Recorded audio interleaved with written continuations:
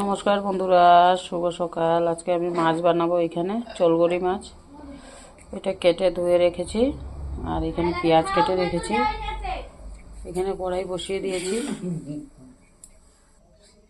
দেখুন বন্ধুরা, মাছটা আমি হলুদ লবণ দিয়ে মেখে নিয়েছি। তেলটাও গরম হয়ে গেছে, এখন ভাজা করে নেব।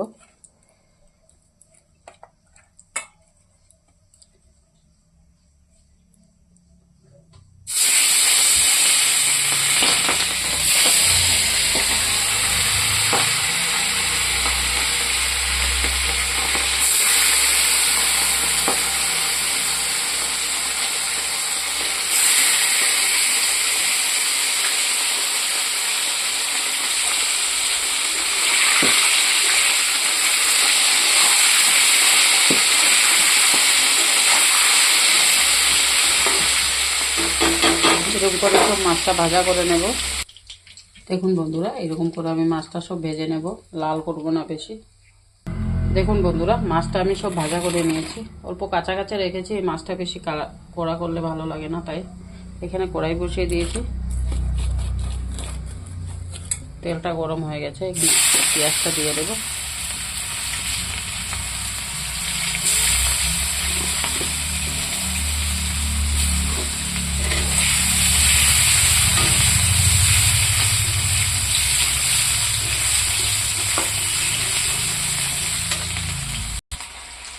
দেখুন পেঁয়াজটা লাল লাল হয়ে গেছে, এখানে আমি টমেটোটা দিয়ে দেবো।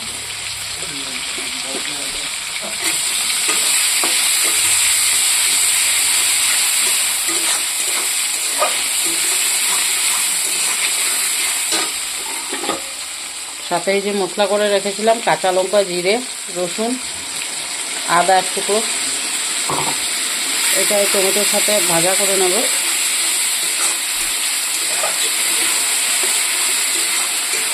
এখানে এখন আমি নুন, হলুদ, একটু লঙ্কার গুঁড়া দেবো আন্দাজ করে, লবণ,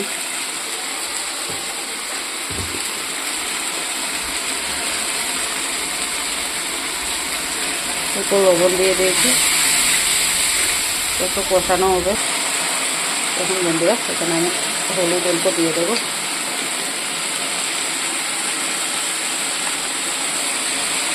অল্প লঙ্কার গুঁড়ো দেবো। তখন ভালোভাবে কষিয়ে নেব।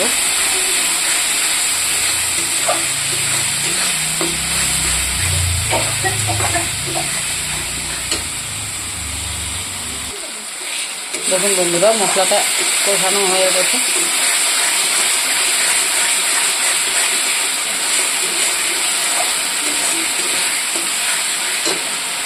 এখন আমি এখানে অল্প জল দিয়ে দেবো। জল দিয়ে একটু ফুটতে দেব, তারপরে মাছটা ছাড়বো।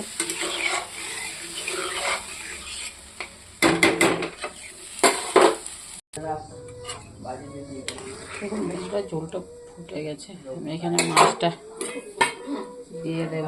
দিয়ে দিয়েছিলাম 2-3 পিস।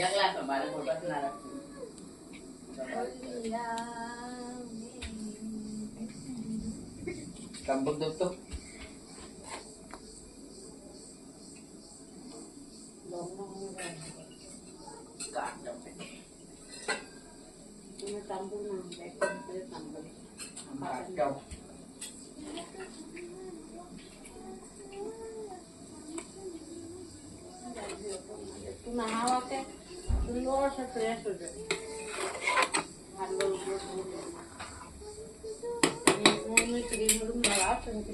সুন্দর লাগে। ওটা কাঁচা লঙ্কা দিয়ে দিয়েছি।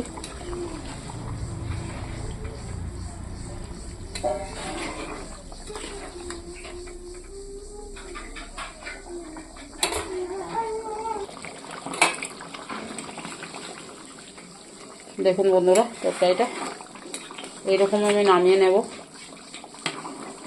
এটাতে আমি আলু টালু দেইনি, তাই ধনেপাতা অল্প দিয়ে দেবো। আপনাদের ভালো লাগলে লাইক কমেন্ট শেয়ার করে দেবেন, বেশি বেশি করে দেখবেন, সাবস্ক্রাইব করবেন নতুন বন্ধুরা।